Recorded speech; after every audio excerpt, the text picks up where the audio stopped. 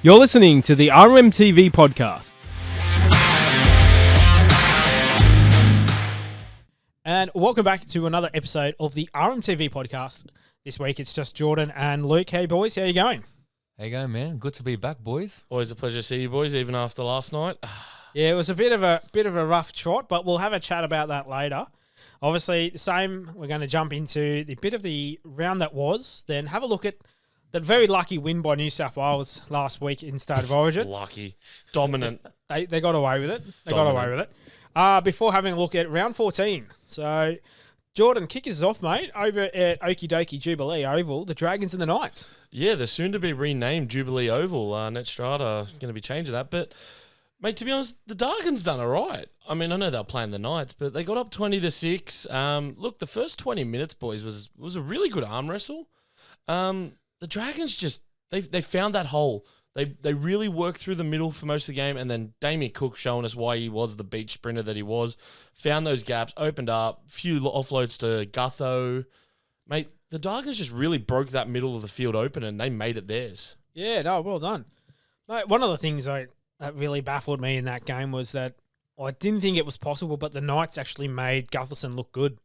Look, every now and then, someone's going to get it right. A blind squirrel's going to find some nuts. But unfortunately, it was Gutho that done it, which is always a really upsetting thing when that happens. But I don't know, Luke, was there anyone that stood out for you in the game? Or Yeah, someone that stood out for me was Nathan Lawson, former Rugby Sevens player, and he was on the left wing on Friday night. He had a great performance with lots of family and friends behind him. So, big shout out to him. Yeah, that's awesome. I mean, the amount of guys making their debut, it's awesome when the family gets behind them. But the game wasn't without I'm not going to say controversy. It's raised a very interesting question. Benny, I'm going to throw this one to you. Kai Pearce-Paul, right? Offside, basically never getting back. Dragons are going over to the score. He makes the tackle. Obviously goes to the sin bin because it's a blatant professional foul and a try scoring. What's better, taking the sin bin or just letting him score the try? Because it's actually opened up a lot of questions for a lot of people. And we spoke about this a couple of weeks ago. The same thing happened with Galvin in his last appearance for the Tigers against South Sydney. Look, it's a catch-22. You're damned if you do, you're damned if you don't. Yeah. So I don't think we're going to find an answer for it anytime soon. I don't think players will come up with one either. It's just one of those suck eggs moments in the game of footy. Well, speaking of suck eggs moment, there was a moment that I was very curious about, and it was the Dane Gagai. He got tackled without the ball. But interestingly enough, he was tackled after the ball had already gone past him and was behind Adam G. So I don't know, boys, what's your thought? Yes, he was tackled without the ball, but the ball was long past him. He was never touching it. I think the bunker made the right call there. You know, if he hadn't had the ability to get the ball, then absolutely, yeah, that should have been a penalty. It should have been, professional foul and go down that route. But he wasn't going to get that ball. It was done after the fact. So, the penalty for, I think it was a late tackle was awarded. Yeah, tackled without ball. Yeah, look, I think that was suffice, but it was never going to change and impact the play. Yeah, okay. Luke, what do you think? As much as I hate the bunker, they make a lot of stupid calls. That call was definitely right. Yeah, and look, to be fair, I do agree with it. Like, I do agree. It's just an interesting one when you look at when Gagai gets tackled and where the ball actually is at that point. It's an interesting one for sure. But Benny, we all know Newcastle's your second team. How does that make you feel watching that? Oh, it's the Captain Picard fucking meme where, I love my Newcastle. It's a beautiful place to live. Not if you're an NRL fan, it's not. But we're doing it hard this year. There's no such thing as an easy day for the Knights fans, and I really feel for the diehard Knights fans, not us immigrants that have moved into Newcastle. But look, it's like I've said before, the Knights had a lot of potential. They haven't met that, and I don't think this year is going to be a good year for them. Yeah, it's gonna suck to be them. But I do know when they're going to turn it around, though. Oh yeah, here we go. Yeah, round 15. No, it'll be actually no. You know what? They will show up. Yeah, they'll 15. show up for that one. Yeah, no, but because you know why Ponga won't be there. He'll be in Origin camp. He will be, and they're also playing the Chooks. So like we've said on offline, Everyone everybody shows up for the Chooks. It's bloody annoying. I wish teams would stop showing up. But speaking of teams that we're waiting for to show up, mate, the Titans up at Seabus. Storm came up post Origin. No Coates, no Grant, and they still got done 28-16, and it was. Mate, it was a very torrential. You thought Women's State of Origin Game 2 was bad. This one was You know, worse. as they say, Queensland, beautiful one day, perfect the next. And shitter the next. But Yet you all go there for your holidays. don't I? No, I don't. Don't insult me like that. I'm a coastal boy, like He goes North to Coast, Melbourne. South Coast, Melbourne. Yeah, hey, if you got family there, you got to take advantage of it. But boys, like wet conditions. Sewell Fololongo and Grant Anderson both scored doubles in really wet weather. Anderson's was a length of the field intercept, which was awesome. Cameron Munster, to his credit, obviously had a tough State of Origin. I mean, the whole Where was Maroons that team. performance on Wednesday? Look, we'll talk about it later. I've got the key to why the Maroons sucked. And I genuinely think Can it's we a have serious- it back? No, I'm going to keep it. And we'll talk about Perth later. But to be fair, Munster made a lot of errors early on, and you could see that Bellamy was getting so frustrated. But he really just, when it counted, he stood up and he done his job. And that's what you need, and that's what you expect from Cam Munster. But another game, not without a bit of controversy. Sam Verrills, did you boys see his no try? Yep. Before I go into this, what's your thought on it, Luke? What do you think about it? I thought it was a try at first, and I didn't think it'd be called back. When he scored that, I was like, they won't call, like, easily a try. Yeah, Benny would. Mate, I didn't get the game, so I didn't get a chance to get the highlights either. So I'll take your boys' words for it. Well, so you know the rule well, Benny. You're pretty good with the NRL laws. You can't burrow through the person playing the ball to score a try, right? From dummy No, half. that's an You obstruction. can't. Correct. But Sam Verrills didn't do that. He didn't. There was a ruck infringement 6 again called because there was 2 guys laying in the ruck. Paps was on one side of Tino who was playing the ball. Nas was on the other. And I think the reason Verrills scored was lazy defense from Paps and Nas.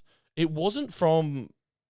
Like, Verrills brushed Tino's leg slightly. But it was truly... He went straight over. And I don't think it should have been a no try. I genuinely think it should have been a try. It was lazy defense from the Storm. Even the commentators, they came out and said, that's like, what a try. Like, every day of the week, we thought it was a try. Yeah, and the thing was, it turns into a 12-point turnaround because Storm got a penalty because of the ruck infringement anyway. But, the very next play the ball, bang, Anderson intercept, goes length of the field, scores his second. But also, there's one other thing that Warren Smith said, boys, that I want to get your opinion on. Lot was being made about Desi Hasler, the clause in his contract about if he doesn't make the 8, Titans can let him go. Warren Smith said, you can't keep changing coaches. Obviously, the problem is not the players. It's something else within the club. Any thoughts on that, boys?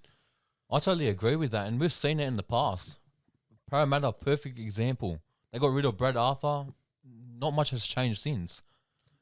Yeah, I think Para's a little bit different though because Para's, with roles coming in, you can't expect a big change in such a short turnaround. What's going on in at the Gold Coast? Look, you boys know the connections I have with the Gold Coast and the work I've done with them in the past, but there's something going on. It's not the back of house that I've been exposed to. Obviously, it's something that's happening in football operations. It's what's been holding them. Like the Titans have the potential to be a top 8 team. They've got the facilities, they've got the supporter base, they've got the revenue to support them going through. When I was dealing with the Titans back in 2018, 2019, 2020, it was very like a reasonable. It was a tumultuous time for them because they just sacked Neil Henry. Luke Burt took over as the assistant coach, took over as head coach. You had Mel Meninga as the GM of football. There he had a different title, but essentially that's what it was. And that was when Justin Holbrook was being signed. Holbrook came in, I think, 2020 he came? Yeah. And there's always been something in that locker room that hasn't been right. Going back to the days of Jared Hayne, when he came back from his I Dreamed a Dream exercise in the 49ers dream. In the United States. He came back to the Titans and there was all that disharmony there that led to the coach being sacked and then Hayne left anyway. So what's at the heart of it? Obviously, we can only speculate. We don't know. You're in touch with a lot of good fans, both of you boys, who are close to the club and are quite passionate. Your counterparts, essentially, really, aren't they? Yeah, 100%. Yeah. What are they saying? What is that vibe? Because I'm out of the loop of the Titans. Essentially, from a fan perspective, it's more commercial. Yeah. And obviously, they're 2 totally different worlds. Yeah, look, I won't go into too much, but obviously one of the main fans who is not attending games at the moment From what I can see from what's going on there, it seems like someone in the club is making these promises that the club's going to win premierships, they're going to do this, they're going to do that, but they're not giving that product to the fans. I think you've probably had the same thing, Luke, but it's very much like, they want success. They've been around since 2007. They've barely tasted finals football in that time. I think they've only had 3 appearances. 3 appearances, I think, and all 3 times they were knocked out in the first round. I just think that it sounds like something in that that operations isn't going right, and it almost seems like some of the fans are copying the blame. And if that's the case, that's not what you want to see. Yeah. Well, anyway, it's a discussion for another day, and hopefully the Titans, for the sake of not just for the club, but for football altogether, sort that out. For sure. So, Luke, heading up to Townsville, up to the top end of God's country, the Cowboys took on the Tigers in probably one of the best games for the weekend. Mate, that was definitely the game of the freaking week. Tom Dearden, I thought Cowboys were going to put 50 on them to begin with. It was 32-6 at one point. Then who would have thought the Tigers scored 4 unanswered tries? Just like that. But it was a really close game. But one thing that pissed me off was Jerome Luai. What was he doing, man? I think he forgot that he doesn't play for the Panthers anymore. Yeah, well, look, maybe his headgear was on a bit too tight, because those continual ruck infringements, it's only going to end one way, buddy. And I think that's what Sutton said to him. It's 3 in a row. See you later. That's it. So it was stupid. It got Cowboys up by a lot. And it was good to see the Tigers come back. And I saw after the game, lots of people were complaining about Dewey going for the kick for goal. But in my opinion, it would have not changed the game at all. And we saw that over the weekend on the Roosters game as well. It takes 4 seconds of your time. So I think fans are just complaining about anything. I think it was fair and square. Yeah, and it was a fair call. To carry on with that, if he doesn't take that kick, and then the very next play, let's say Taruva scores in the corner, and he misses it because he hits the post, I bet you every single Tigers fan going to be, why didn't you take the kick before? So it's a double-edged sword. Everyone's going to find something to whinge about. There's always someone going to have a sook. Yeah, so it was, like you said, it was a good showing by the Tigers. They're still showing a lot of passion this year, which is good. It's probably good that they've gotten that Galvin business out of their head and they can just focus on football now. But speaking of focusing and distractions off the field, jumping down to Brookie, Fortress Brookvale. Manly got up over the Donkeys. What a game that was, Luke. Mate, what a game and what a crowd. And the reason why I say what a crowd, the Ezra Man boos. How good were they? They were the best part, especially when he got a ball and then quickly tried to get it out to the edge. You just hear boo. It's just they'd all start it and then realize, he doesn't have the ball anymore. We can't do it. That was his first game playing in Sydney since everything that happened, right? Yeah. First game not at Suncorp. But no, Manly, what a win! They Jason Starbow and the Turbo brothers, Tom and Jake, mate, they won comfortably. You know in what DCE, it was good seeing DCE step up. After the criticism he copped the past 3 days before from Origin, it was so good seeing him step up. No Turbo, no Gerbo, but they had Burbo. That's what it was. It was the Burbo factor. It was the Burbo. Yeah, it was a good game, and someone that stepped up was Olaquat, and I think he's stepping up at the right time, in time for Game 2 of Origin. Yeah, for sure. You could see he kind of wants that spot. But boys, Broncos have lost 6 of their last 7. Everyone was, glazing them after round 1 when they flogged us 50-12. And it's just, mate, it's been an absolute crash since then. Well, you had to look at the Daily Telegraph. I think it was either it was in the Sunday Telegraph or it was on Code Sports, one of the syndications, showing Madge in the change room. It looked like he was at a funeral. Do you think that he's on the chopping block? I think he's getting close. Do you boys remember the Tales of Tiger Town that came out, the doco? Yeah. It reminded me a bit like that when he was at Combank and he was just like, boys, I don't know what else I can say to you. You boys just need to play for pride now. That's what I got the feeling of watching that, because it just looks like they're dead. Didn't they, after the game, stop cameras coming through the sheds? I heard it. I watched in the post-match conference. Yeah, they stopped because they just, it was a funeral. Yeah, you're right. So, Luke, do you reckon you could put a line through the Broncos and finals footy? It's hard to tell. Just the next couple games through Origin and all that. I personally don't think they'll make the 8. I don't think they'll make the finals. But anything can happen. It's still early days in my opinion. Because we're getting into the territory where it's all mathematical now, where we're starting to go, we're for and against all matters, and the amount of wins versus losses starts to become a factor. So what do you think, Jordan? Look, I think they're just going to slide into the 8. They've still got like Reece Walsh to come back, who can unfortunately have an impact on a game when he's not worried about his eyebrows, especially the one Suaalii took off him last year. But it's just it's a very fine line they're running. They're trying to make Haas and Carrigan do everything, and we already know Haas isn't at 100% with his quad injury, so very soon one of those is going to break down, and when one of those two breaks down, then I'm putting a line through them. It's that simple because they're doing nothing without them. That's a fair point. So it's always good to see the Broncos lose. Oh, mate, wooden spoons at Red Hill is always a favourite of mine. Speaking of loving to watch people lose, the Bunnies went down to the Wars 36-30 at a very empty Accor Stadium on probably one of the great weekends of footy. Like, there was 3 quality games on Sunday. But the Wars, they're not doing it easy, are they? They like to give help Webby have a fucking heart attack or something. Maybe it's the Kiwi way, bro.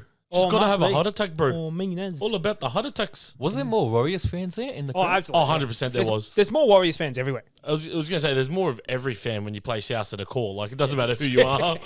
It's just natural. You know what I loved about that game? They played at their home and we played at ours. Yeah. Which we'll talk more about later. How good was that? Yeah. No, but it was good. Like, obviously, Johnson picked up. Like, I have to say, I love watching Johnson play. Like, when he gets that ball in his hand, you don't know what's going to happen.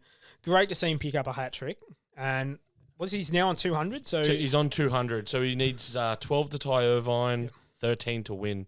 Yeah, and I reckon he might even get that this year. Well, he's already now got the record for most tries scored for one club because Irvine, 187 was the most he scored for a club at the Bears. So he's already got that record, which is impressive as it is. So, yeah, look, I think he's got a shot to get it this year, but he'll get it. But like what the Cowboys did, they let the Wars let the Bunnies back in the game. I think it was 24 left on the clock, 18-point lead. You're thinking, the Wars are going to get this. And it was like, no, and all credit to him, Latrell did something. Look, I will say that this is the most I've seen Latrell play in a Bunnies uniform in all his time there, and that's going back to, 2020. He put in at least a 60-minute effort, which is unheard of from him out of Origin. It's amazing what Origin does for a player's confidence, doesn't it? Oh, honestly, and he done the simple things. Like, one of them was a crash play over the line, which he never does. One of them was just, getting the ball, getting a good cutout pass to AJ. He played his game, he done his job, and he inserted himself. Yeah. But how good was Luke Metcalf? Oh, absolutely. Metcalf and Capewell, I think, both had an absolute ripper of a game. Even Roger. Yeah, Roger. He was good. He wound back that clock, didn't he? Yeah. And Clock said he got over 300 metres, I'm pretty sure. Yeah, he did actually. He had a big game. Yeah, no, it was just a good show. It was a beautiful day for footy as well. Yeah. Good to see that South still put up that bloody sign, that bloody screen. Oh, the stupid sponsorship dollars they get. Oh, because hey, that's what they need it for. They need the money, obviously. Yeah. I'd like to see how they're going to make that work at Allianz if they get there. Yeah, stick that one where the sun don't shine. They can still put the screens there. They don't get any fans anyway. Well, yeah, I mean they can block out about half the bays. They'll be fine. Yeah. Speaking of fans showing up, it was 21,000 people rocked up to Combank on Sunday to see Penrith take on the Parramatta Eels for the Battle of the West.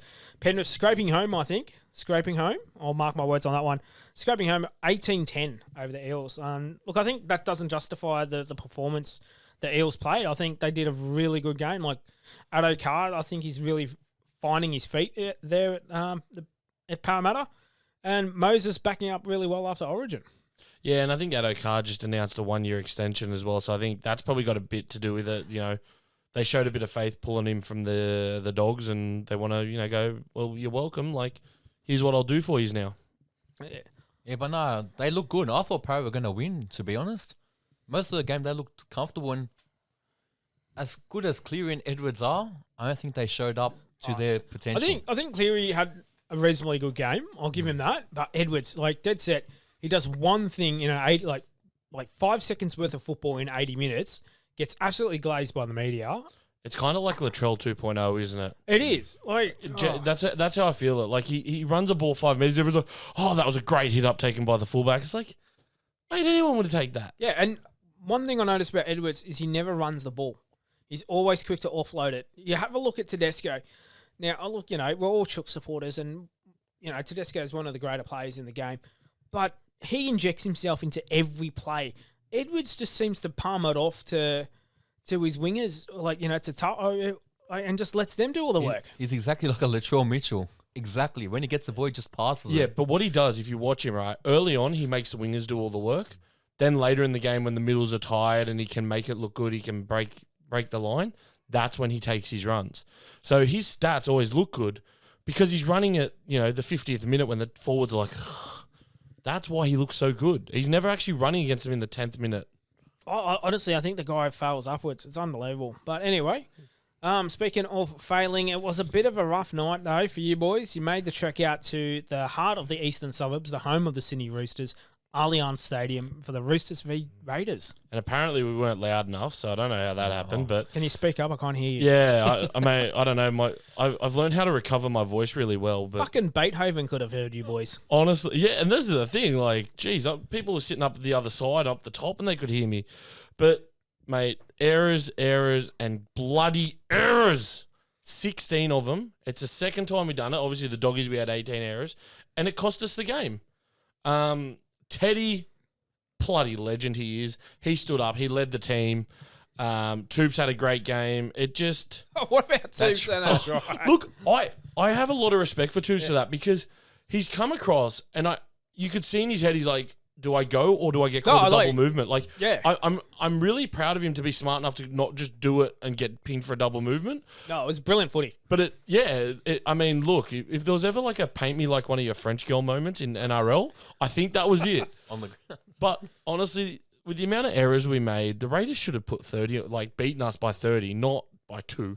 Yeah, I think the little resurgence from the Chooks there at the back end, proud of them for playing 80 minutes. They didn't, it's how many times have... 70. Yeah, 70. Yeah, but how many times have they gotten behind and just sort of, fuck it, they're on their way to the Waverley Bowler while the game is still going. So, the boys, they stayed to the siren, they played to the siren, and it's just, I reckon, I'll use one of Brandy Alexander's comments about the Panthers, the clock just beat them. Yeah, and look, to be fair, I think to an extent the clock did beat us. Like, we probably could have gotten over there, but again, errors, man. When you make 16 errors, you can't expect to win a game. We made over 110 more tackles than them. At halftime, I was telling the boys, we made 240 tackles to their 149. And it's something's going to give. The fact that they only scored one try. In the first 20, there was 33 tackles in their half. Yeah, the defense from the Roosters is incredible. I'm likening it to Bondi Wall days. Yeah, it's good to get that back. The problem is... There's only so much. Yeah, we're doing it so much now that the boys are so tired, and that's what's letting tries in. Do you think, when Victor went off for the HIA, he came back, but do you think just the tempo changed a little bit and he wasn't himself when he came back? I think he did. Victor wasn't Victor. Compared to the style of the game, when he came back, he just wasn't himself. And I feel like that second half is the reason why our impact wasn't as strong as it was at the start. Yeah, the second half we definitely I don't think we parked the bus, but it looked like we were looking for things like that whole night. We went down our left edge attack and it was reasonably good and working. Then all of a sudden we start to go right edge and it wasn't working. And then it's like, why aren't we going back to the left and attacking what has been working?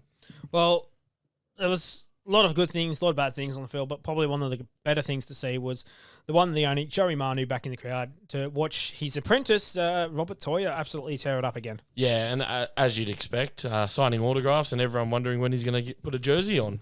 Yeah, still another, I think we've spoken about this, another 3 years or so. Yeah, I reckon so. Yeah. Oh, well, that was the weekend that was. So it was a good shout of rugby league as always. We're almost halfway through the season. We're halfway through the regular home and away, but we're going to do a half-year wrap when Preston gets back next week. In a couple of weeks' time, we'll have a look at who's cutting the mustard, who's got finals seats berthed, and who is going to have to, book that ticket to Bali. Cancun, mate. Some of these places, people are classier, Who goes to Cancun? Who doesn't? Go to Hawaii or something like that, Go somewhere nice. Go Bonnie Doon. The serenity down there. The RMTV podcast is brought to you by FDS Eyewear. FDS Eyewear is your one-stop shop for quality, affordable eyewear. With the latest lens technology and weekly eye testing services, FDS Eyewear provides competitive rates over the larger optical retailers. Visit their store at Wentworthville Plaza, just a short drive from Parramatta. All right, well, jumping into the news headlines for the week, it's been a pretty up and down with some of the topics coming out. Obviously, the Galvin saga's finally put to bed. He's formally agreed to terms and he started his training this week at Belmore. So that brings into the question, and one of the articles coming out of the Daily Telegraph and on Fox League was Marnie and Sexton are on the outers, and they've been told that they can look for clubs elsewhere. What do you think that's going to do to the stability with inside the Doggy change room? I think it's going to change it. In my opinion, the biggest mistake was the Doggies signing Galvin. And I know Marnie asked for a release late last year, but I still think it's not going to do them good. Yeah, I think there's going to be disharmony, but I think there's going to be in a different way. Like Critter, Burton, Kickow, they're all mates with Luai and Taruva, aren't they? So the way Galvin's treated those boys, is Galvin going to cop a bit coming to the Dogs, and those boys are going to be like, hey, we'll lay down the law. You can't treat us the way you treated your mates. I think we're going to see one or two things happen. One, Galvin just becomes the grey man, this experiment or whatever, this debacle just blows up in their face. Or he comes out and he just be an absolute star and prove the critics wrong because he has got that marker on his back that he wants to come out and go, all the bullshit, all the talk, I'm here on this money to play this game of football and this is why I'm here. Well, this is the thing, right? And it comes back to the big question that gets raised is, what position does he play? Because he's not a halfback. He's a 6. Burton's not a halfback either. The reason the Dogs have been successful, if you watch the games, yes, there's been a lot of individual brilliance from Burton, Crichton, Tracy and all that, and Carraz. But Sexton is managing their game. He's controlling everything they do, and he's doing it so well. And he's doing it under the radar as well. Yeah, for sure. There's not enough focus on him because of everyone else around him. You got all these big names.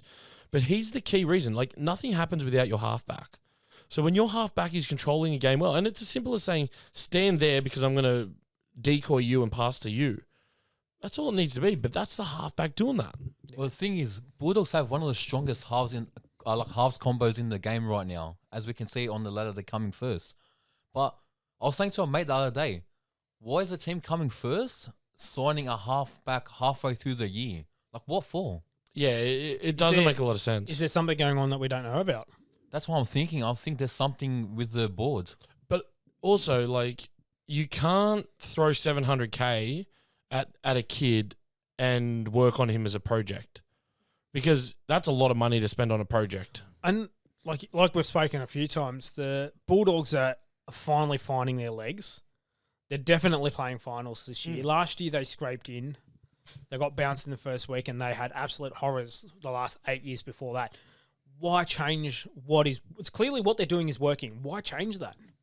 Yeah, I think the allure of a kid that could potentially change the game, and a lot's been made, especially by Gus Gould, about Galvin could be the future. Galvin could do this, do that, do this, do that. The allure to hopefully get that final piece may have been what dragged him in, but I don't think it was a great idea, because I think, and we spoke about this last week, I think he's going to cause more issues than anything else because of his attitude. Yeah. Yeah, well, and speaking of good ideas, someone at the Roosters has got a very funny sense of humour in not letting Dom Young go until after we play the Knights in round 15. Look, smart decision. It means that we've got coverage for the guys we're going to be missing for game 2, because obviously Origin Camp will be leading in that week. And to be fair, if Dom Young played against us, he'd probably score a hat-trick and have the greatest defence in the world that we haven't seen in his time here. I think it's a good move for Dom Young. Like, to go back to Newcastle where he's successful, I think is a smart thing. I just think he's dropped down the pecking chart at the Roosters because of Marky Mark. Yeah, and that's a lot of people are criticising the Roosters for letting him go, but at the same point, you're a first grade player. You want to play first grade, and no fault to him. But have a look at the Roosters back line at the moment. Like we said, it's going to be hard for him to get back in. Billy Smith is playing fantastic footy. Marky Mark is, really finding himself in rugby league, pulling off some of the most bizarre and amazing tries you could think of. And then, what do you got to do? You can only put so many players on a roster. it's unfair for Dom to be put in reserve grade and just play New South Wales Cup when he has a shot of going back to Newcastle and playing first grade. Especially when you got a young kid, Tyrese Tate, who's playing reserve grade for us at the moment. Played under 19s for Queensland last year. He's the next Dom Young in terms of speed. Like, he's an incredible speedster. Like, there's stuff coming up that's going to be the future of the Roosters, and they want to focus on the future. Yeah, speaking of the future, we're going to jump back last week to the very lucky Dominant. win. No, I wouldn't say dominant. I think you're Dominant. lucky. Should have put 40 on him. Should have, could have, didn't. Sorry, who won again? Klein. No comment. Nice try. He even put a Blues player in the sin bin for you and you couldn't do anything. Look, we do our best. So Origin, it was, what was that? 18. Apparently 18 is a bigger number than 6, but okay. New South Wales getting up over the Broncos. Broncos might as well be the Broncos. not this year. The Blues getting up over the Maroons up in Suncorp. Massive win. So I'll give that to the Blues to go up there to the Cauldron. Do it twice now. In a row. That feels like a bit of a cuck move by the Blues. But anyway, so Origin, to me, I think it wasn't as a bigger game as I was expecting. I think it was quite a bit of an arm wrestle and it was a bit flat. There was no, there was more fights in the women's game than there was in this one. I was expecting a couple of punch-ons, but, mate, Luke, where's some of the big plays you see came out of game one? Mate, a couple of the players that stood out for me were Payne Haas. Like, we just spoke the Broncos game. He had a big game coming back, but he stood out up the middle for the Blues. And the halves, Cleary and Moses. I know people are giving shit about Moses. Oh, he wasn't big, but I know Cleary set the 4 tries up, but Moses was good in defence. He had some good. He was involved in pretty much every tackle, wasn't he? Yeah, he done his job. The simplest thing to win a football game, you do your job, and he done it. And Zach Lomax, he proved why he should keep that spot in New South Wales. Yeah, but why don't him and Moses show up for power like that? Look, when you put a Blues jersey on, it's a different feel, It's all right? the same. Like, you've got Origin Gags versus Newcastle Gags, two totally different people. Latrell too. Yeah, Latrell too. Kalen Pong. Like, actually, speaking of Latrell, I don't think he jumps that high in a South game either. He had the hop, didn't he? Mate, what a hop. But I'm actually going to give credit to a couple of Queenslanders. Now, I'm doing this to be nice. Tino and Mo Fodawaker. I said Mo Fodawaker was going to be a big part of the Maroons, and he was. Him and Tino at that start, like even Tino going in with that head clash and getting his eye scraped up. Like, if Queensland kept that intensity, your halves wouldn't have been kept out of the game. But after that sort of head clash, it just went downhill from there. And then New South Wales were just rolling every set, just rolling and made it. Yeah. Honestly, we missed 4 conversions. So what's that make it? 20, 22, 24. So it should have been 26-6. Could have, should have, but didn't. Yeah, but again, we still won, so, Look, I think Queensland were their own worst enemy that night. Not taking anything away from the Blues. I'll put the bullshit aside. Not taking anything away from the Blues. Queensland were its own biggest enemy. Like, just the errors, just let us down in the key field positions, put us always on the back foot, struggle to get out of our own half. And New South Wales smelt blood and went for the jugular. Yeah, and a comment that I read on socials, which I actually think was a very good way of describing it, it didn't feel like an Origin game like you said, Benny. It felt like a high-level club game. Yeah. Like a high-level NRL game, like a Roosters Raiders on the weekend sort of thing. Like, that had the same vibe. Yeah, it just didn't have that Origin feel. And I mentioned to you boys separately, like off air, like leading into it, there's just a lot missing. Courier Mail tried to start up the stuff about Spencer, and then you guys were cats and didn't kick to him. It didn't have that Origin feel. Don't bag out cats like that. I like cats. Cats just do their thing and leave you alone. So does my wife, but I'll still say it.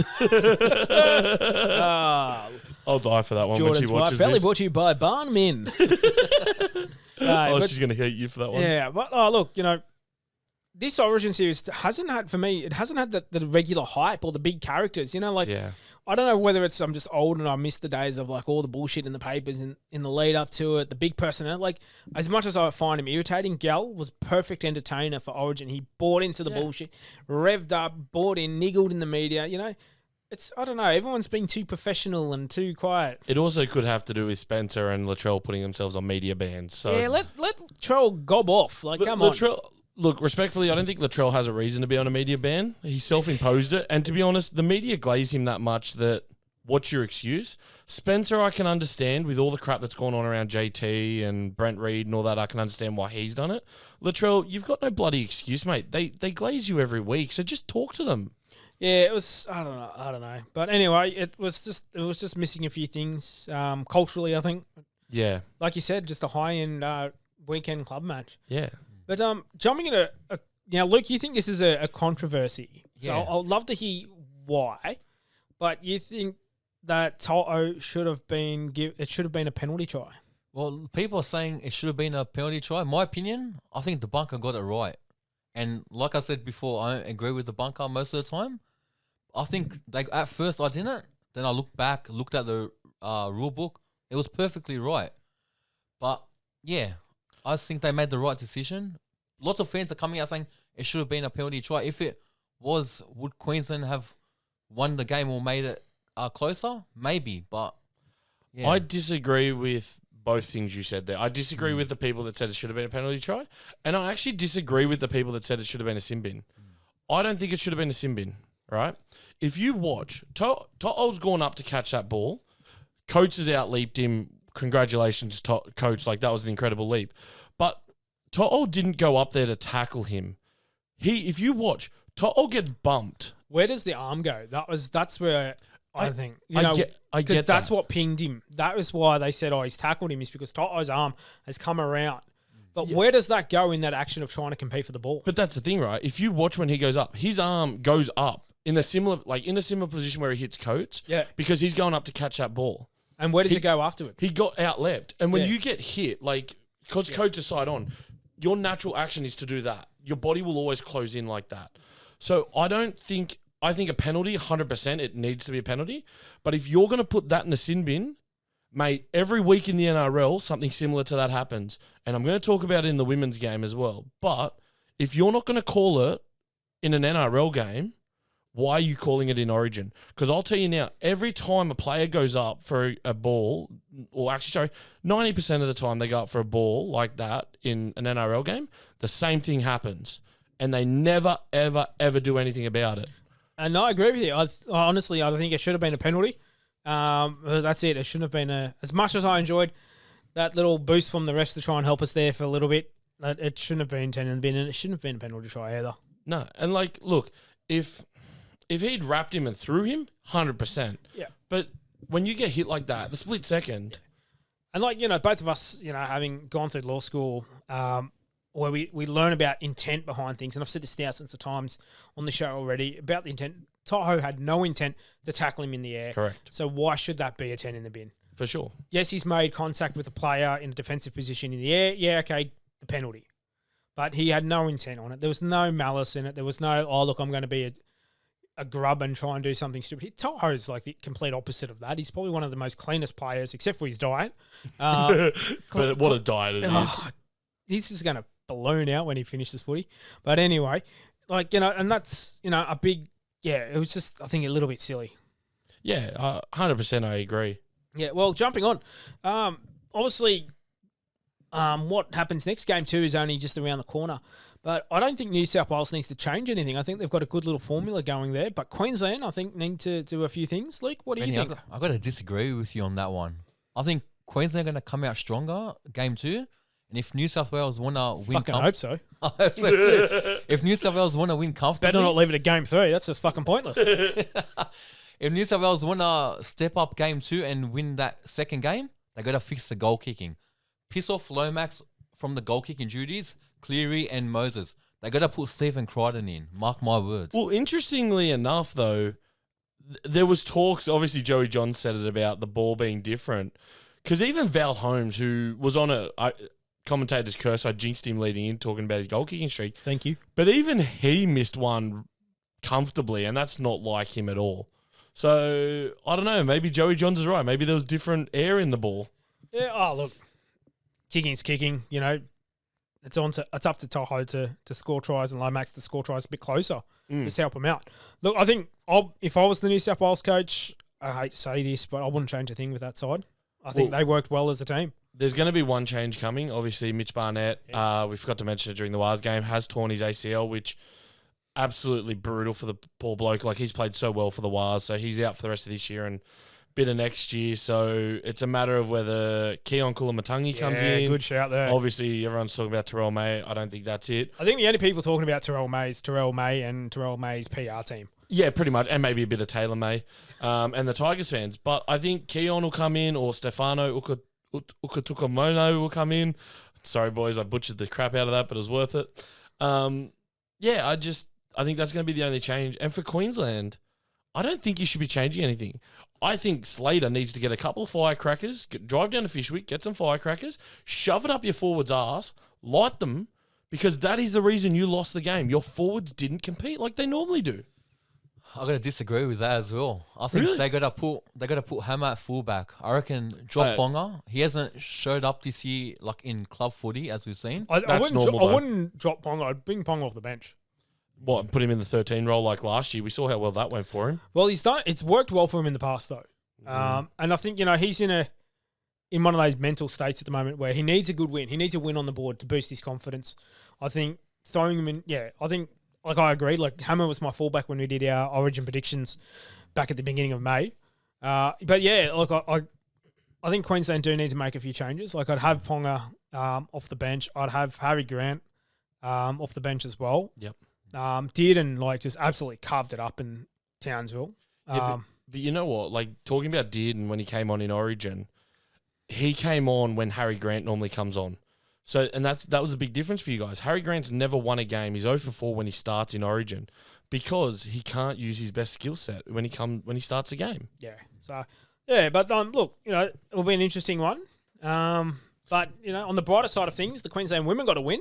Yeah, And It's what a always win good do they when get? you have lost a series to finally get a win. And it was a big win. And Newcastle showed up as well. 21,000 fans in pretty average weather up there at McDonald Jones Stadium. Luke, what did you think of the NRLW final? Mate, again, like the past 2 games, they got another big crowd. Newey, they love their footy up there.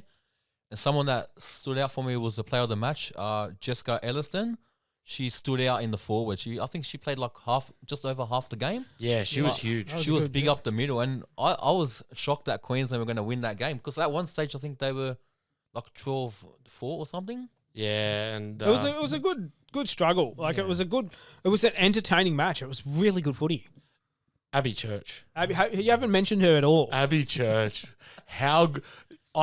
Apart from everyone's talking about that massive tackle she made, that try She played saver. at the Camden Rams. She didn't did. She's a Camden Rams girl. You haven't mentioned this on the show. No, never. I don't mention anything about Camden Rams. Love that place, Kirkham Oval.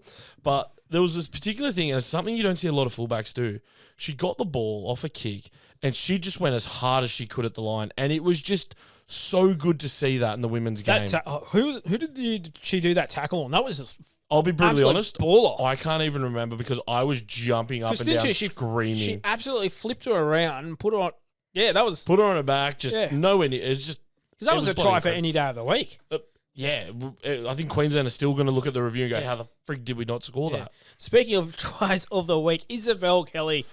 What do you think? What do you think of that? Is that is that a contender for the Jaden Sewer bomb try of the year award? No, Jaden Sewer still gets it because he just dropped it. But I have mixed feelings about this. Look, we've discussed it a lot.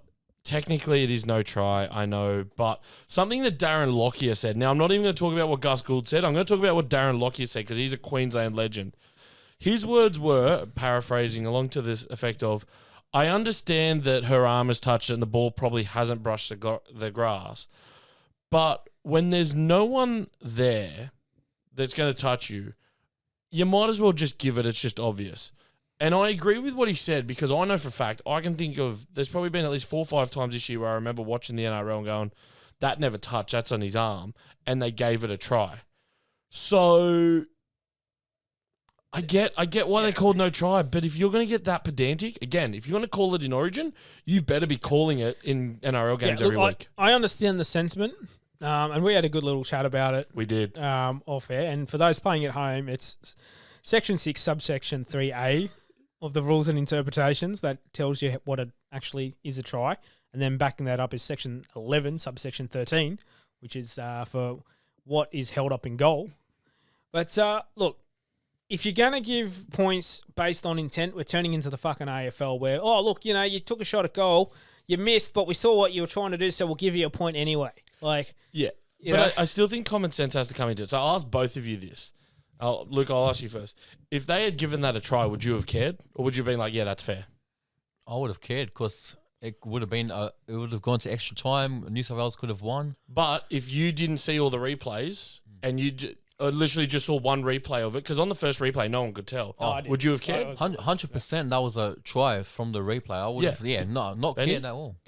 No way. Exactly. But that's the thing, right? Like you wouldn't have thought twice about it. No, I straight away, I was like, that's not a try. She didn't ground it. I reckon if we went back, I could find that brushing a blade of grass. Oh, what? A little blade.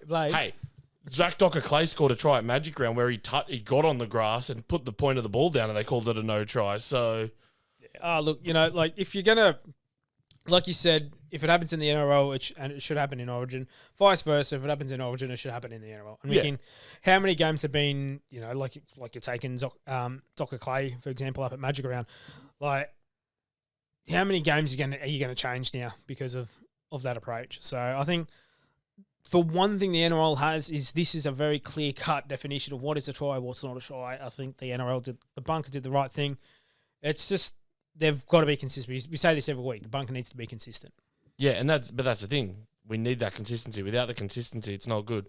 But boys, Roosters girl, Livia Koenig, player of the series. Was there even a doubt? Was there a bit of surprise in that? She deserved it. Completely deserved it. Absolutely.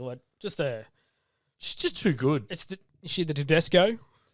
I don't know if she's the Tedesco. She's the Boyd Cordner. Ah. I'm calling her the Boyd. Yeah. The Boyd of New South Wales. The She's Boyd. going to go bald at a very early age.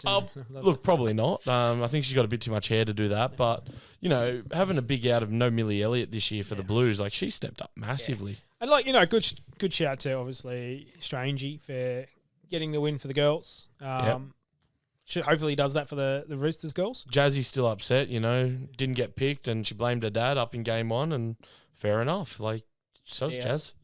Yeah, but no, talking about Strange, it was good to see him get around a particular player, and I want to give a massive shout out to Sarah Togituki.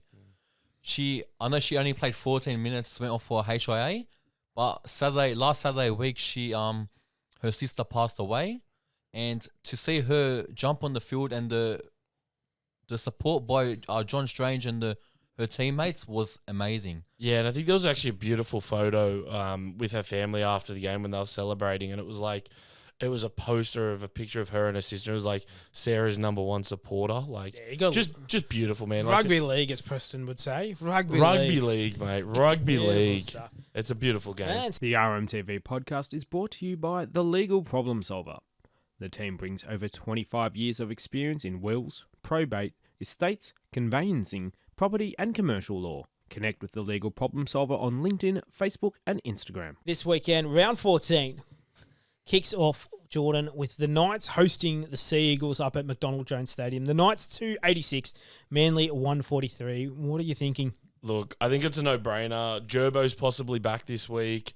I'm going Manly 13+. I just don't think the Knights have it in them at the moment, especially with Ponga back. I'm going Manly 1-12. I think up in Newcastle, I know they haven't been the best lately, but I think it'll be closer than we expect. Well, I'd say it's the battle of 4 teams because both teams have 2 different teams and you don't know who's going to show the fuck up. So, but on that thing, I'm going to go with Luke and go Manly 1-12. Yeah. And then down to the Coldy shithole of the world, Satan's Onus, Melbourne. Hey, I'll be there. I'll be there next weekend. Oh, jeez, that's a new name for Melbourne. Hopefully, Marnie and Uncle don't listen to this. But Storm take on the Cowboys, $1.20 to $4.60. yeah, look, I just don't think the Cowboys have been consistent enough and played good enough football to beat the Storm. Even when the Storm haven't been good, they've been better than most. So I'm going Storm 1-12 on this one because Grant will be back, Coates will be back, and Munster will be back. Like, fully fresh, no excuses of playing Origin midweek. So, Lukey? Storm at home, 13+ comfortably. Yeah, I'm calling Pappenhausen for a hat-trick. Yeah. ooh, Yeah. another one. And ducking all the way up to Brizzy, the Dolphins take on the Dragons, $1.54 to $2.49. Lukey? I'm surprised by the odds. I feel like Dragons will win this game. They put it on Broncos 2 weeks ago up in Suncorp, and they'll put it up against the Dolphins at Suncorp again this week. Yeah, I'm going to disagree with you. I'm going the Dolphins. Yeah, I think same. they've come off the bye, had a chance to refresh. Katoa's been so good. He's going to want to keep that form. Hammer's going to want to keep that form. He's probably going to want to prove that he deserves the number 1 jersey for Queensland. So I'm going Dolphins 13 plus. I'm going to go Dolphins 1-12 because you just don't know what's going to happen with the Dragons. Like they do, like I know I give them shit, but they do have some good quality. Hell, and obviously, you got Val Holmes in the side. So we'll see how they go. Yeah. And then, Lukey, over to the Shire. The Sharkies take on the Wars, 148-266. I know Mitch Barnett's out, as we found out today, ACL injury. I still think the Wars are going to win. It'll be a close game. Wars 1-12. Yeah. Well, we've already spoken about the Wars, how they're sort of like limping through the season. I think they might do the same thing. So the Wars 1-12. Jordan. I'm going to go the Sharkies. Look, Luke Metcalf, he's been great. He's leading the Daily M's and everything. I don't know. I think Cronulla are going to want to prove a point after losing to the Roosters up the coast. They're going to want to come out. They're going to prove a point. I'm going them 1-12. Yeah, and we're going to see probably one of the greatest actors in rugby league, Mulatalo, take the field. 1 minute he's calling for a priest to administer his last rites. The next minute he's running 80 metres to score a try. Yeah, but at least we won't have the Timu version of him mouthing off to fans in the crowd in Jersey Fleek. Timo Mulatalo. Is that Farrell? Yeah, Farrell Gray. So shout out to him if he ever somehow watches this. Yeah, good on you, mate. Way to tell me to shut the F up, Jersey Fleek. Good job. Yeah, and then up to Suncorp, it's the two bastard children of Queensland Rugby League. It's the Broncos and the Titans take it on for the derby. Mate, Raiders not the Raiders. The Broncos 132-342. Look, the Broncos will have to be a special level of stupid to lose this one against the Titans, but you never know. And you never know what the Titans are going to do. They've got some, you've got Tino, Preston Campbell's young fella, Jaden. Who else is there? Sammy. Foreign's back playing halfback. Verrills is healthy. Yeah. Mo Fodawaker. So, yeah, look, I'm going to go a bit sneaky here. I'm going to go Titans 1-12. I'll be honest. I wanted to go different to you, and I was hoping you were going to go the Broncos because I think the Titans are going to surprise some people. Yeah. I think the Titans are going to do it, 1-12. I think Broncos 13 plus. And the home advantage, like we saw at Magic Round, Titans have no fans. I think it will play a big part on the Broncos' performance. And at half time, neither do the Broncos. They all dance home. Yeah. And also, going down to the nation's capital, the Raiders take on the Bunnies, $139-$3. Look, I think it's a bit hard to go anything past the Raiders at the moment, so I think the Raiders will get this comfortably 13 plus. Jordan? Yeah, I'm going to go 1-12. I think the Bunnies will drag it back at the end, and that's what will be the difference and make it 1-12. But the Raiders are going to take a lot out of Sunday night's game against the Chooks, and I think they're going to do it down there. Yeah, I'm tipping Raiders 13 plus. Albanese is a South supporter. It's in his backyard in the ACT. Hopefully they put it up on him. I hope they put 50 on them then. Oh, it'll be good. It depends. He might be overseas jet setting around again, so you never know. Hopefully he's come back for it. They lose by 50, and then it's like, mate, way to waste taxpayers' money just to watch that. Yeah. And then over to, I don't know. Combank Stadium. It's going to be a Combank? Yeah, excellent. They lost on the weekend, so it's the Tigers. So the Tigers take on the Panthers. Tigers 337 to the Panthers 132. What do you think, Jordan? Look, I'm just going to go the Panthers on this. I think West will put up a fight, but I think Penrith 1-12 is just too easy a bet at the moment. Yeah, I think I'll go the same 1-12 Panthers. Same here. I think it'll be a close game. But hey, look, if the Wests want to show up, they'll be fantastic. Hey, for once they may. Yeah, no, it's good. If May plays, they may well play. It may be their chance to maybe get over the line. Oh, crap. We're going into Adam Sandler territory here. This is the level we've gotten to. Happy Gilmore. Yeah, and Jordan, the final game for the weekend, the Doggies take on Parramatta Eels. Doggies $1.41 to the $2.93 Parramatta. Yeah, look, I think the Doggies are going to be better for the week off. I think they're going to get up 1-12. But I actually think Para are going to put a number. If Galvin plays, I think Para are going to try and put a number on him and put a few shots on him. So it'll be interesting to see what happens. I'll be at that game. I really hope Para put it on him. Oh, you're back for it. It's the long weekend. Yeah, it's a long weekend. Yeah, I'll come back Monday morning, so I'll be at that game, and I hope to see Para put 1-12 on him. Yeah, there you go. I always tip against Para, so... Are you feeling okay? I've turned on the Doggies. I've turned heel of John Cena. You feeling okay? He's going back to his Para fan days. Para fans, that's right, yeah. Going back to his roots. Let's not talk about that. I've seen 4 premierships since. There we go. Well, that should be a crack of a footy. Obviously, the Chooks, what do you think? How the bye, 13 plus? Look, I think the bye will get us 13 plus, and we'll probably make about 27 errors as well. Oh, so. probably. Is Klein reffing us again? Yeah, no, he will be, and Jared Sutton will be in the bunker, so actually make that 40 plus to the bye. We're completely fucked. We done screwed. Well, that brings us to the end of another episode of the RMTV podcast. So, guys, don't forget, please like, follow, subscribe. All our socials are on the on our Instagram page, so please give us a like, give us a follow, give us a subscribe, share us with your friends.